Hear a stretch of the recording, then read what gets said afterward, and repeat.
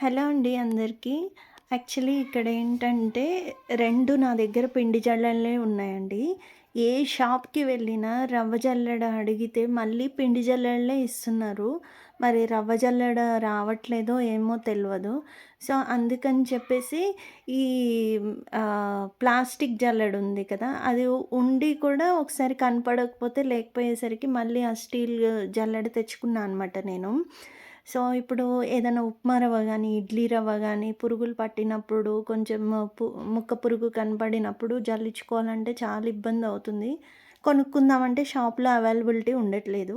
So, అందుకని నేనేం చేశానంటే, ఒకటి పిండి జల్లెడ కోసం ఉంచుకున్నాను. ఒకటొచ్చేసి ఇలా పిన్నీస్ తీసుకొని, చక్కగా పిన్ తీసుకొని హోల్స్ అనేది పెట్టండండి. మంచిగా హోల్డ్ చేస్తూ ఉంటే చక్కగా రవ్వ జల్లెడలాగా మారిపోయిందండి. మంచిగా జల్లించుకోవడానికి వీలైందనమాట. చూడండి అట్లా ఈవెన్‌గా చక్కగా లైన్ టు లైన్ మీరు హోల్స్ పెట్టుకుంటే నీట్‌గా ఉంటది. మం సో, ఇలా ఈవెన్‌గా ఒకటికి 2 సార్లు హోల్స్ పెట్టుకుంటూ, ఒక ఆర్డర్ వైజ్ పెట్టుకుంటూ రండండి.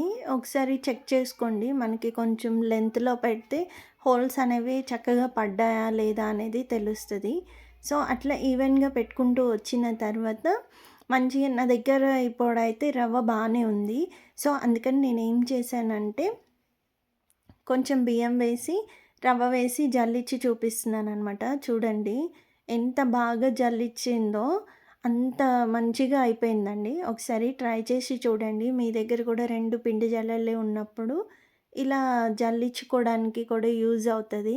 రవ్వ జల్లెడ కింద మార్చుకోవచ్చనమాట. ఈ వీడియో మీకు ఏమనిపించిందో ఒకసారి ట్రై చేసి నాకు కామెంట్ బాక్స్‌లో తప్పకుండా తెలియచేయండి. మరొక మంచి వీడియోతో కలుస్తానండి మరి. లక్ష్మీ రమణ గోవింద గోవింద. ధన్యవాదాలండి మరి. ఉంటాను. Thank you. చూడండి మొత్తం జల్లించడానికి ఈజీగా వచ్చేసింది. ఫైనల్‌గా వచ్చేసి ఆ బియ్యం కూడా అక్కడ చూపిస్తున్నాను చూడండి. సో, ఎటువంటి ముక్క పురుగున్నా కానీ ఈజీగా జల్లించుకోవచ్చనమాట. సో, ఇది ఒక్కసారి ట్రై చేసి నాకు కామెంట్ బాక్స్‌లో తప్పకుండా తెలియజేయండి. మరొక మంచి వీడియోతో కలుస్తానండి మరి. ధన్యవాదాలు. థ్యాంక్ యూ అండి. Thank you so much.